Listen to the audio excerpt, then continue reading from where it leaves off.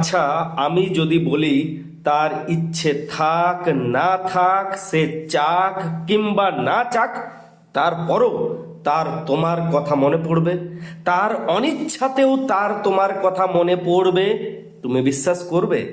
বিশ্বাস করবে না, কিন্তু এটা সম্ভব। ল অফ অ্যাট্রাকশন অনুযায়ী এটা সম্ভব। মনের সঙ্গে মনকে জুড়ে দিতে পারলে এটা সম্ভব। যদি বিশ্বাস না হয় তাহলে তুমি আমার আজকের ভিডিওটা একবার দেখতে পারো। যাও একবার দেখো কিভাবে মনকে মনের সঙ্গে জুড়তে হয়। এমন ভিডিও হয়তো ইউটিউবে তুমি আর দ্বিতীয় পাবে না। আজকের তারিখ 11/1/2025।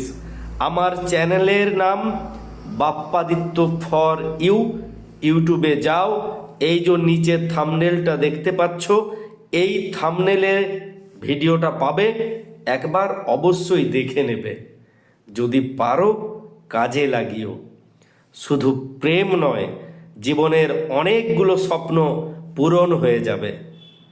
লিঙ্কটা আপাতত আজকের স্ট্যাটাসে দেওয়া আছে।